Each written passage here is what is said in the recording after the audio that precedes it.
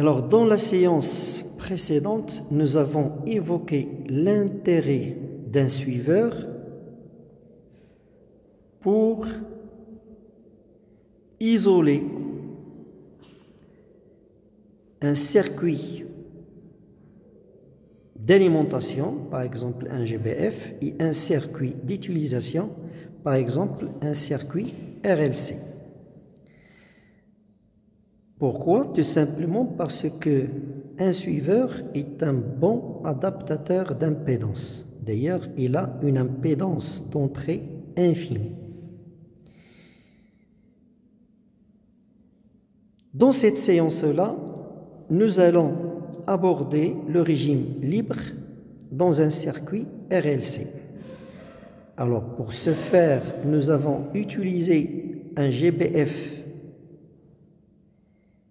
qui alimente le circuit RLC avec un signal carré de fréquence petite aux alentours de 100 Hz. Alors, j'ai utilisé une alimentation stabilisée plus 15, moins 15 volts en vue de polariser l'amplificateur opérationnel.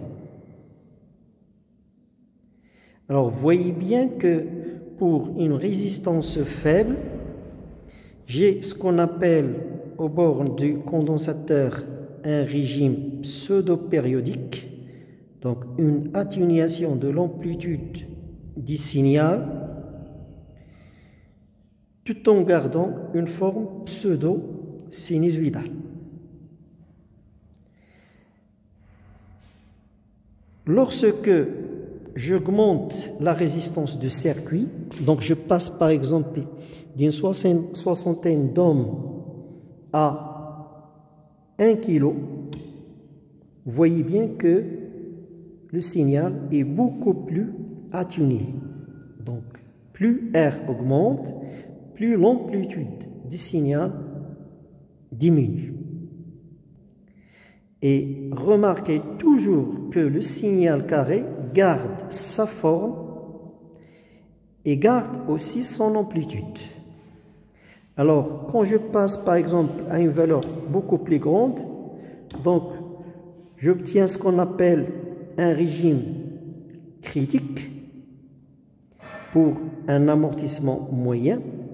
Et lorsque R, lorsque R dépasse les 5 kg, j'obtiens ce qu'on appelle un régime apériodique.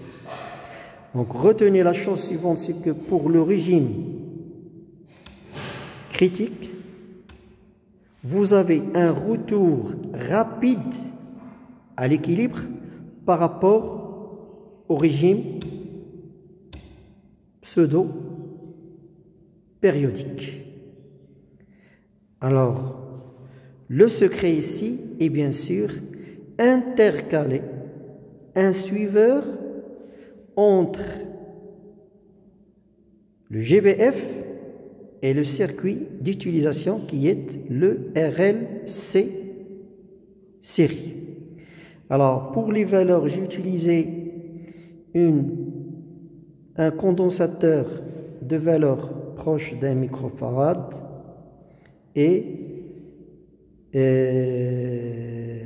une bobine d'induction de valeur 0,1 Henry. Donc voilà pour cette séance.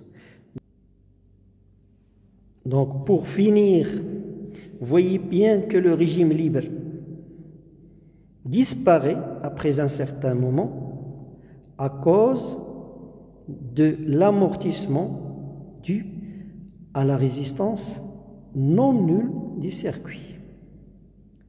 Donc on peut se poser une question, comment entretenir ces oscillations libres?